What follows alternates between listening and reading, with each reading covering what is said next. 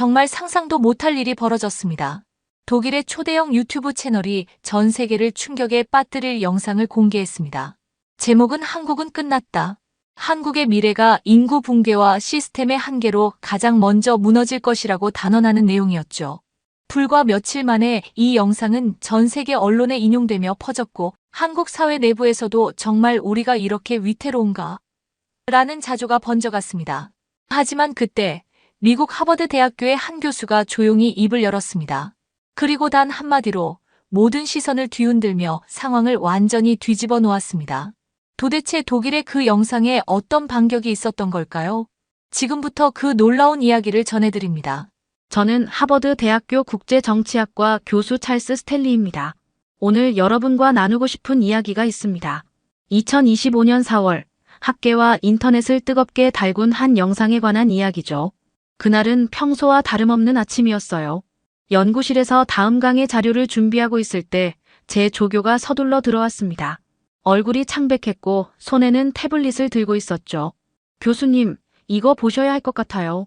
화면에는 유튜브 영상이 재생 중이었습니다.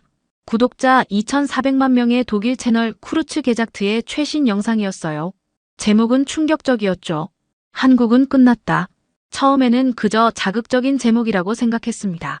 하지만 영상을 보면서 점차 심각성을 깨달았어요. 그들의 분석은 철저했고 논리적이었으니까요. 나중에 알게 된 이야기지만 이 영상의 자문을 해준 이가 다름 아닌 서울대 여교수라고 하더군요. 화려한 애니메이션과 함께 한국의 출산율 그래프가 나타났습니다. 세계 최저 수준인 0.72명, 고령화 속도, 연금 고갈 시점, 병역 자원 감소 추이까지 모든 데이터는 검증된 통계 자료였죠. 지금 추세라면 30년 안에 한국의 시스템은 스스로 붕괴할 것이다. 영상의 결론은 냉정했습니다. 미래학자, 경제학자, 인구통계학자들의 인터뷰까지 더해져 설득력은 더욱 강해졌어요. 그날 이후 영상은 전 세계로 퍼져나갔습니다. 조회수는 며칠 만에 수천만을 넘었고 각국 언론에서도 앞다투어 보도했죠. 특히 한국 내 반응은 충격적이었어요. 소셜미디어에는 자조와 절망의 목소리가 넘쳐났습니다. 진짜 우리나라 망하는 거 아니야? 다른 나라로 이민 가야 하나? 한국의 지인에게서 온 메시지를 읽으며 마음이 무거워졌어요. 분석은 정확했지만 무언가 결정적인 것이 빠져있다는 느낌이 들었습니다. 통계와 숫자만으로는 설명할 수 없는 무언가 말이죠. 분석은 훌륭했습니다. 그러나 결론은 틀렸다는 확신이 들었어요. 한국은 무너지지 않을 겁니다. 왜 그렇게 생각하냐고요? 그 나라는 단 한 번도 완전히 무너진 적이 없으니까요. 다음 날 CNN과의 인터뷰에서 저는 그 생각을 처음으로 공개적으로 말했습니다. 기자는 의아한 표정을 지었고 소셜미디어에서는 현실 부정이라는 비판도 있었죠. 하지만 저는 알고 있었어요. 숫자만으로는 설명할 수 없는 한국이라는 국가의 본질을요. 그리고 3일 후 세계적인 학자들이 모인 하버드 국제전략 포럼에서 저는 이 주제로 발표를 준비했습니다. 하버드 국제전략 포럼은 매년 세계 각국의 전문가들이 모여 현안을 논의하는 자리입니다. 올해의 주제는 글로벌 리스크와 국가 시스템의 회복력이었죠. 푸른 넥타이를 메고 연단으로 향하는 순간 제 가슴은 두근거렸어요. 그날의 발표가 제 학문적 평판에 영향을 미칠 수도 있었으니까요. 회의실은 가득 찼습니다. 앞줄에는 각국의 저명한 학자들과 외교관들이 자리했죠. 독일 영상의 영향력을 보여주듯 오늘의 세션은 동아시아의 미래 한국의 위기와 지역 안보였습니다. 첫 발표자였던 프린스턴 대학의 경제학자는 한국의 거시경제 지표를 분석하며 냉정하게 결론을 내렸어요. 한국의 경제 시스템은 더 이상 지속 가능하지 않습니다. 그의 말에 청중 대부분이 고개를 끄덕였습니다. 독일 베를린 자유대학의 인구통계학 교수는 더 비관적인 전망을 내놓았죠. 2060년이면 한국의 인구는 현재의 60% 수준으로 감소할 것입니다. 노동력 부족으로 사회 시스템이 유지될 수 없어요. 발표가 이어질수록 회의실의 공기는 무거워졌습니다. 누구도 반박하지 않았어요. 그들의 분석은 논리적이었고 수치는 명확했으니까요. 마지막 토론자가 자리에 앉자 사회자가 질문을 받았습니다. 침묵이 흘렀죠. 누구도 선뜻 손을 들지 않았어요. 그때 제가 천천히 손을 들었습니다. 스탠리 교수님, 말씀하십시오. 마이크를 받아들고 자리에서 일어났어요. 모든 시선이 저에게 집중됐습니다. 목을 가다듬고 천천히 말을 시작했죠. 오늘 발표된 분석들은 모두 훌륭했습니다. 수치와 통계는 명확하고 논리는 견고했어요. 그러나 제가 한 가지 질문을 던지고 싶습니다. 우리는 왜 숫자만 봅니까? 역사는 보지 않고요. 청중 사이에서 작은 술렁임이 일었습니다. 벽면의 스크린에 제 프레젠테이션 첫 장이 떠올랐어요. 그곳에는 단 한 줄의 문장이 적혀 있었죠. 당신들이 본 건 한국의 현재지만 나는 그 나라의 700년을 봤습니다. 숫자가 말해주지 못하는 생존의 기록이 거기 있습니다. 독일 교수가 미간을 찌푸렸고 옆자리의 중국 학자는 의아한 표정을 지었어요. 제가 다시 입을 열었습니다. 여러분, 우리는 지금 한 나라의 운명을 단순한 수치로만 판단하고 있습니다. 출산율, 고령화 속도, GDP 성장률. 이 모든 것은 중요합니다. 하지만 숫자가 말해주지 못하는 생존의 기록이 있어요. 다음 슬라이드로 넘어갔습니다. 그곳에는 한국의 역사적 위기 순간들이 연대표로 정리되어 있었죠. 한국은 지금까지 수많은 위기를 맞았습니다. 외세의 침략, 식민지배, 내전, 군사독재, 경제위기. 그러나 한국은 매번 살아남았어요. 아니, 단순히 살아남은 것이 아니라 더 강해졌습니다. 자리에서 일어나 연단으로 향했어요. 투명한 유리 연단 위에 노트북을 연결하고 그 자리에서 본격적인 프레젠테이션을 시작했습니다. 한국의 첫 번째 생존 이야기는 고려시대로 거슬러 올라갑니다. 몽골이라는 당시 세계 최강 대국의 침략에 맞서 그들은 어떻게 자신들의 정체성을 지켜냈을까요? 연단 위에 선 저는 청중의 시선을 느끼며 깊게 숨을 들이마셨습니다. 스크린에는 13세기 동아시아 지도가 펼쳐졌어요. 그 위에 붉은색으로 표시된 영토는 당시 세계 최대 제국이었던 몽골의 영토였습니다. 여러분, 13세기 몽골 제국은 유라시아 대륙의 절반을 정복했습니다. 중국, 러시아, 페르시아, 심지어 동유럽까지 무너졌죠. 세계사에서 가장 강력했던 이 제국 앞에 작은 왕국들은 순식간에 무너졌습니다. 스크린의 지도에서 한반도를 가리켰어요. 작은 반도 하나가 거대한 몽골 영토 옆에 자리하고 있었습니다. 그 시대 한반도에는 고려라는 나라가 있었어요. 몽골은 1231년 첫 침공을 시작했고 이후 총 7차례에 걸쳐 대규모 침략을 감행했습니다. 당시 세계 어느 나라도 몽골의 2차 침공까지 버티지 못했어요.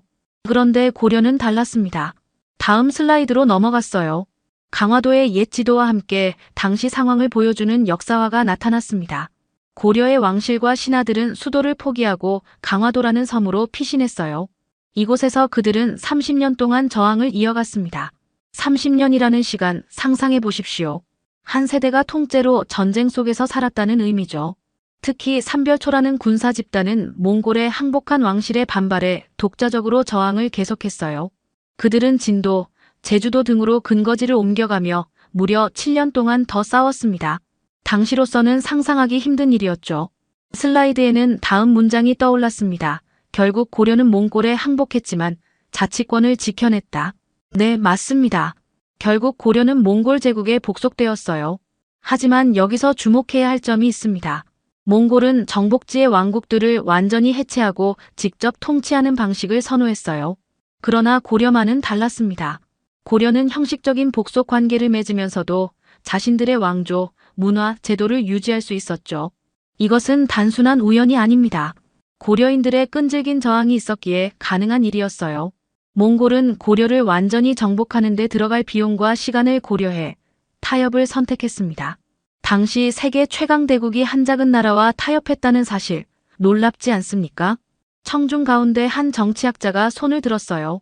스탠리 교수님, 흥미로운 역사적 사례입니다만 이것이 현대 한국의 위기와 어떤 관련이 있다고 보십니까? 질문에 미소를 지으며 대답했습니다. 아주 좋은 질문입니다. 제가 고려의 사례를 먼저 보여드린 이유는 바로 이것이기 때문이죠. 한국인들의 DNA에는 위기 속에서 살아남는 방법이 각인되어 있습니다. 그것은 단순한 생존 본능을 넘어 창의적 적응과 집단적 결속력으로 나타나요. 스크린에 큰 글씨로 떠오른 문장을 가리켰습니다. 고려의 첫 번째 교훈, 완전한 정복은 없었다. 이제 시간을 16세기로 옮겨보겠습니다. 고려는 조선이라는 새로운 왕조로 바뀌었고 몽골 제국은 이미 역사의 뒤안길로 사라졌어요. 조선은 새로운 문화적 전성기를 맞이하고 있었습니다. 슬라이드에 조선의 문화유산 이미지들이 차례로 등장했어요. 세종대왕과 한글 창제, 치국이, 혼천해 등 과학 발명품들이었습니다.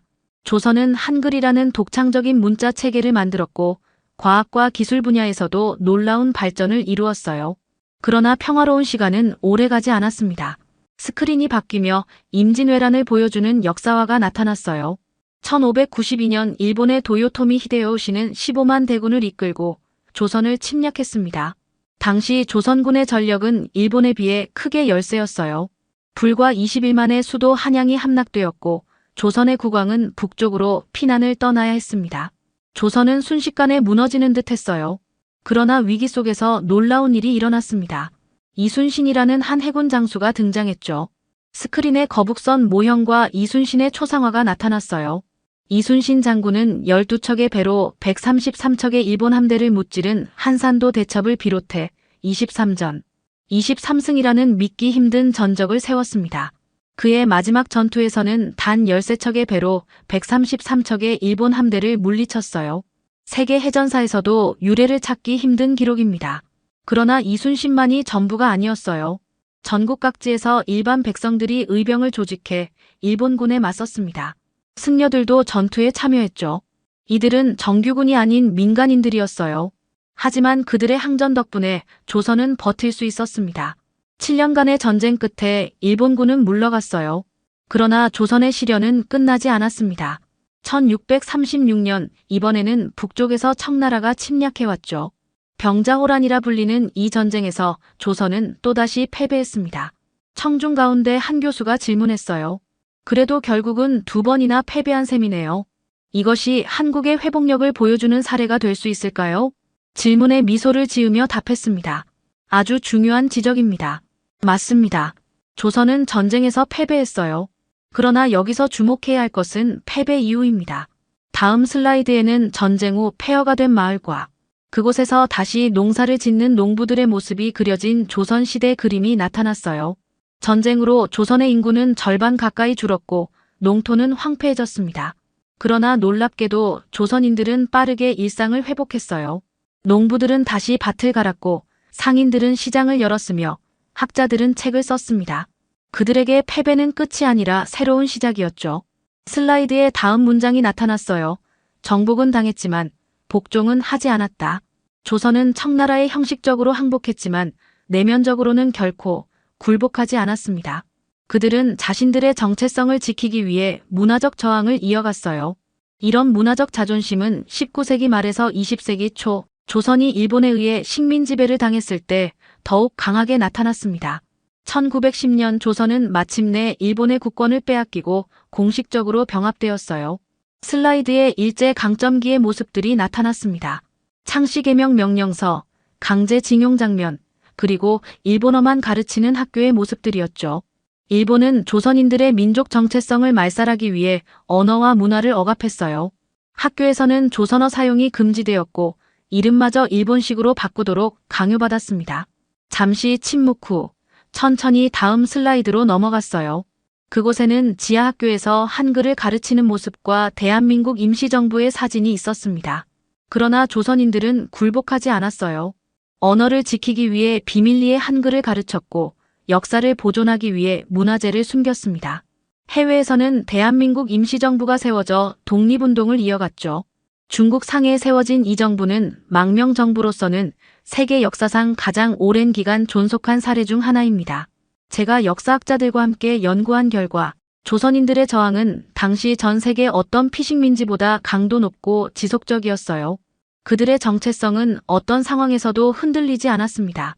이것이 바로 제가 말씀드리고 싶은 한국인들의 두 번째 특성입니다. 패배하더라도 굴복하지 않는 정신, 그리고 어떤 상황에서도 자신들의 정체성을 지키는 끈질김이죠. 슬라이드에 강조된 문구가 나타났어요. 복종은 하지 않았다. 이제 한국의 현대사로 넘어가 보겠습니다. 스크린에 1990년대 후반 한국의 모습이 나타났습니다.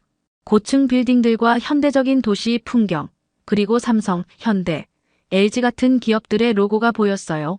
1950년대 한국 전쟁 이후 한국은 놀라운 경제 성장을 이루었어요. 한강의 기적이라 불리는 이 성장은 세계 경제사에서 유례를 찾기 힘든 사례였습니다. 전쟁의 폐허에서 단 40년 만에 세계 11위 경제대국으로 성장한 나라는 역사상 한국이 유일하죠. 다음 슬라이드에는 그래프가 나타났어요. 가파르게 상승하는 GDP 선이 갑자기 급격히 떨어지는 지점이 있었습니다. 그러나 1997년 한국 경제는 거대한 위기를 맞이해요. 아시아 금융위기라 불리는 이 사태는 태국에서 시작되어 빠르게 아시아 전역으로 퍼져나갔습니다. 한국도 예외가 아니었죠. 슬라이드에 당시 뉴스 헤드라인들이 차례로 나타났어요. 한국 외환보유고 고갈 위기, 원화가치 폭락, 대기업들 연쇄도산 충격적인 내용들이었습니다. 한국의 외환보유고는 바닥났고 통화가치는 절반 이하로 폭락했어요. 대기업들은 파산했고 실업률은 급증했습니다. 결국 한국은 국제통화기금 IMF의 구제금융을 요청해야 했죠. 당시 세계 11위 경제대국이 사실상 국가부도 상태에 이른 것이었습니다. 많은 전문가들은 한국 경제가 회복되기까지 최소 10년이 걸릴 것이라 예상했어요. 그러나 놀라운 일이 일어났습니다. 스크린에 금모으기 운동의 장면들이 등장했어요. 긴 줄을 서서 자신의 금반지와 금목걸이를 기부하는 시민들, 어린이들이 돼지 저금통을 들고 있는 모습, 연예인들이 보석을 내놓는 장면들이었습니다. 1998년 초 한 시민단체가 금모으기 운동을 시작했어요. 외환보유고를 늘리기 위해 자발적으로 자신의 금을 국가에 기부하자는 캠페인이었습니다. 처음에는 작은 움직임이었지만 순식간에 전국으로 퍼져나갔죠. 목소리에 감정을 실어 계속 말했어요. 첫째 날 23톤의 금이 모였습니다. 일주일 만에 100톤, 두 달 만에 227톤. 이는 당시 가치로 약 22억 달러에 달하는 규모였어요. 세계 역사상 시민들이 자발적으로 이런 규모의 개인 재산을 국가를 위해 내놓은 사례는 없었습니다. 그 결과 한국은 단 3년 만에 IMF 구제금융을 모두 상환했어요. 10년은 걸릴 거라던 경제 회복이 불과 3년 만에 이루어진 겁니다. 이는 IMF 역사상 가장 빠른 회복 사례로 기록되었죠. 그러나 한국인들은 여기서 멈추지 않았어요. 그들은 위기를 기회로 삼았습니다. IMF 위기 이후 한국 정부와 기업들은 과감한 구조 조정과 혁신을 추진했죠. 특히 주목할 만한 것은 IT 산업에 대한 집중적인 투자였습니다. 스크린에 한국의 IT 인프라와 기술 혁신 사례들이 나타났어요. 위기 이후 한국은 세계에서 가장 빠른 인터넷 속도를 가진 나라가 되었습니다. 메모리 반도체 시장에서는 세계 1위로 올라섰고 디지털 정부 분야에서도 선두를 차지했죠. 어떻게 이것이 가능했을까요? 그들은 위기 속에서 미래를 내다보았기 때문입니다. 청중 가운데 한 경제학자가 손을 들었어요. 교수님, 그렇다면 한국의 경제적 회복력은 단순한 국민적 협력만이 아니라 정부의 정책과 기업의 혁신도 중요한 요소였다는 말씀이시군요. 고개를 끄덕이며 대답했습니다. 정확합니다.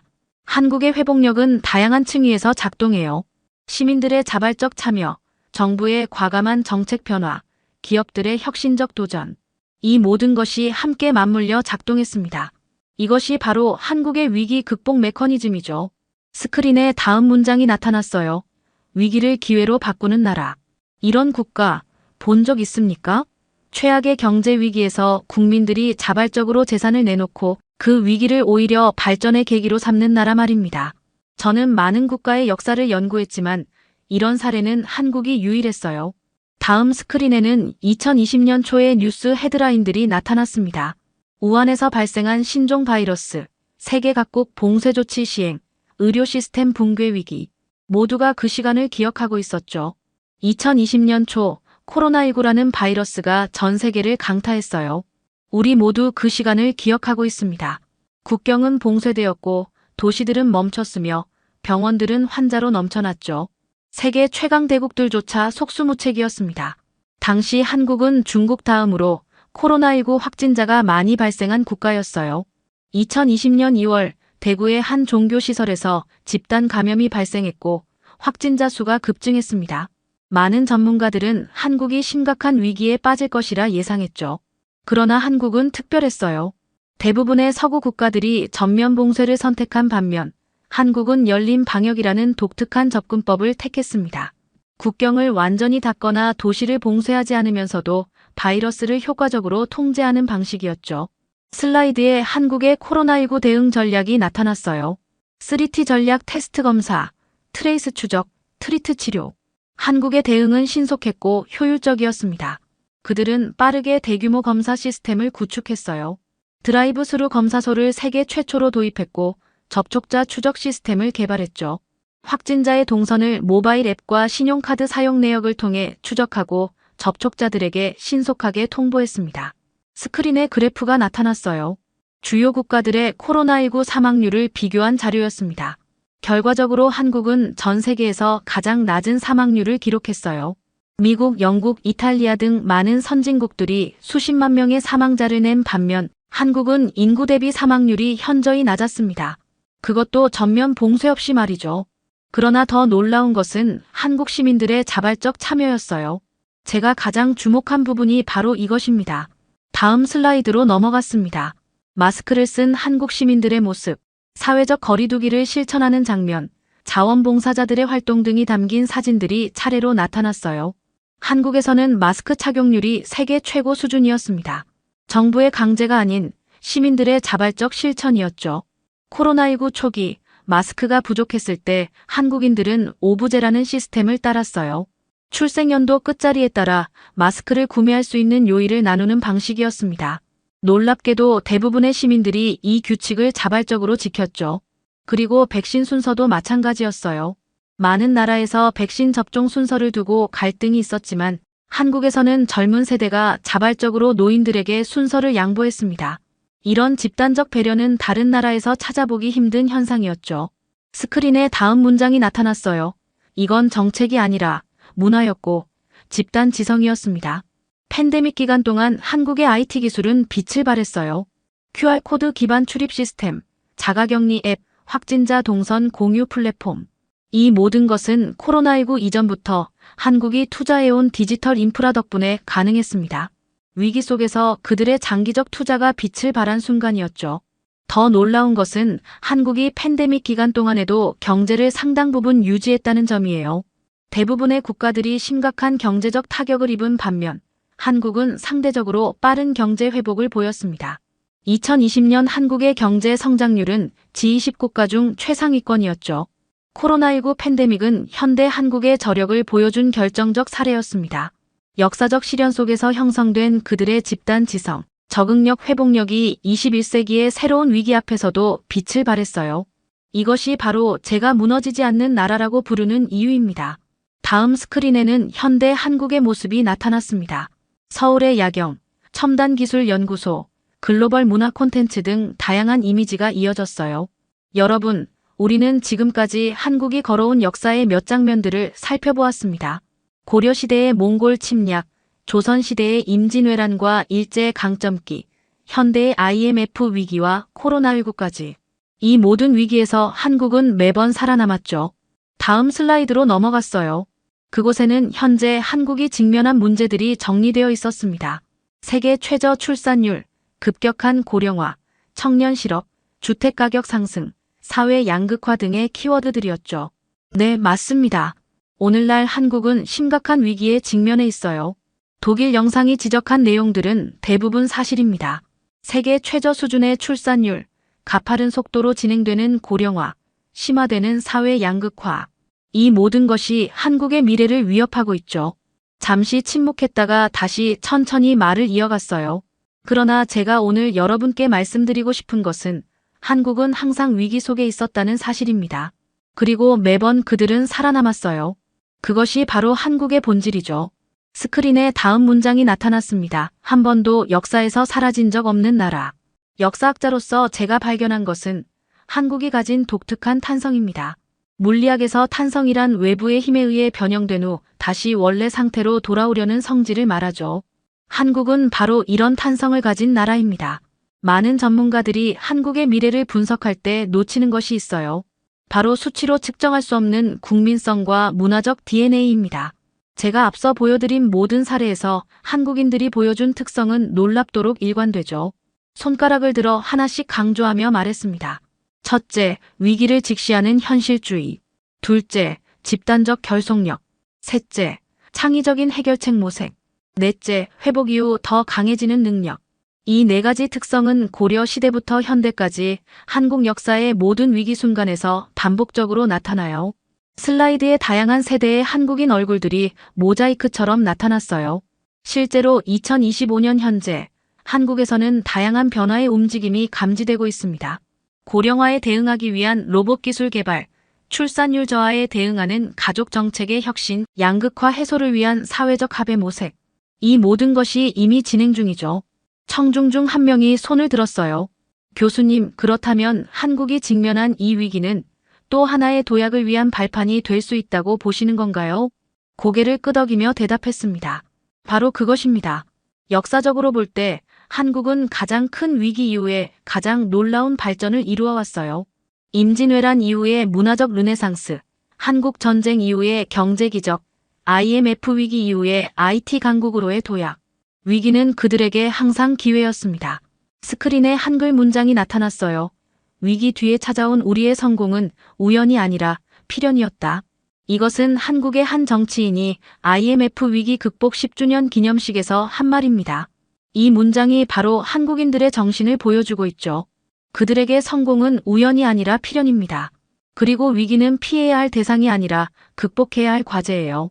스크린에 다음 문장이 떠올랐습니다. 정복당했어도 끝난 적은 없었다. 강연장에 깊은 침묵이 흘렀어요. 청중들의 표정에서 처음의 의심은 완전히 사라지고 깊은 사색의 빛이 느껴졌습니다. 여러분, 우리는 오늘 한국이라는 나라의 700년 여정을 함께 살펴보았어요. 고려, 조선, 그리고 현대 한국까지. 그들이 어떻게 수많은 위기를 극복해왔는지 보았습니다. 스크린에 처음 제가 언급했던 독일 유튜브 채널의 영상 썸네일이 다시 나타났어요. 이 모든 이야기를 시작하게 된 것은 바로 이 영상이었습니다. 한국은 끝났다라는 제목의 이 영상은 통계와 데이터를 기반으로 한국의 미래를 분석했죠. 그리고 그 분석은 대부분 정확했습니다. 세계 최저 출산율, 가파른 고령화 속도, 청년 실업과 주택 문제, 사회적 양극화. 이 모든 것이 한국의 미래를 위협하고 있는 것은 사실이에요. 이 점에서 그 영상의 분석은 정확했고 가치 있는 경고였습니다. 잠시 숨을 고르고 목소리에 더 강한 확신을 담아 말했어요. 그러나 그 결론은 틀렸습니다. 한국은 결코 끝나지 않을 거예요. 그들은 수백 번 무너졌어야 할 상황에서도 단 한 번도 진짜 무너진 적이 없었기 때문입니다. 숫자와 통계는 현실의 일부만을 보여주죠. 그러나 역사는 인간의 의지와 정신, 그리고 공동체의 힘을 보여줍니다. 한국인들이 지난 700년간 보여준 것은 단순한 생존 본능을 넘어서는 놀라운 회복력과 적응력이에요. 청중 중 한 학자가 조심스럽게 질문했어요. 교수님의 분석은 설득력이 있습니다만 현재 한국이 직면한 인구 문제는 이전의 위기와는 다른 성격이 아닐까요? 역사적 회복력이 이 문제도 해결할 수 있을까요? 고개를 끄덕이며 대답했어요. 매우 중요한 질문입니다. 저출산과 고령화는 분명 이전과는 다른 성격의 위기죠. 외부의 적이 아닌 내부의 구조적 문제니까요. 그러나 저는 여기서 두 가지를 말씀드리고 싶습니다. 첫째, 한국은 항상 위기의 본질을 정확히 파악하고 그에 맞는 해결책을 찾아왔어요. 임진왜란 때는 바다를 활용했고 IMF 때는 IT 산업으로 도약했습니다. 지금도 그들은 로봇공학, AI, 디지털 헬스케어 등 첨단 기술로 인구 구조 변화에 대응하려는 움직임을 보이고 있죠. 둘째, 한국은 여전히 세계에서 가장 교육열이 높은 나라 중 하나입니다. 인적 자원의 질적 수준이 세계 최고 수준이에요. 그들은 양보다 질로 승부할 겁니다. 실제로 한국의 로봇 도입률은 이미 세계 1위죠. 다음 슬라이드로 넘어가며 목소리를 높였어요. 더 중요한 것은 한국인들의 위기 인식입니다. 그들은 이미 이 문제의 심각성을 충분히 인지하고 있어요. 한국의 미디어와 학계, 정치권에서는 저출산 고령화 문제가 가장 큰 국가적 과제로 논의되고 있습니다. 위기를 직시하는 것, 그것이 해결의 첫 번째 단계죠. 스크린에 독일 영상의 마지막 장면이 다시 나타났어요. 30년 안에 한국은 시스템 붕괴로 스스로 사라질 것이다. 라는 자막이 보였습니다. 이 영상의 결론은 한국이라는 나라를 수치로만 평가했기 때문에 나온 것이에요. 그러나 한국은 단순한 통계 이상의 존재입니다. 그들은 역사의 가장 어두운 순간에서도 빛을 찾아내는 법을 알고 있죠. 독일 영상은 훌륭한 분석이었습니다. 그러나 결론은 틀렸어요. 한국은 결코 첫 번째로 무너질 나라가 아닙니다. 그들은 이미 수백 번 무너졌어야 할 상황에서도 단 한 번도 진짜 무너진 적이 없었죠. 그것이 바로 한국이라는 나라의 본질입니다. 마지막 슬라이드에는 간단한 문장이 떠올랐어요. 한국은 끝나지 않았다. 그 나라는 끝날 줄 모른다. 오늘의 이야기는 여기까지입니다. 오늘 들으신 사연 어떠셨나요? 오늘의 이야기가 마음에 와닿았다면 따뜻한 격려의 댓글 부탁드립니다. 다음에도 더욱 흥미로운 이야기로 찾아뵙겠습니다. 감사합니다.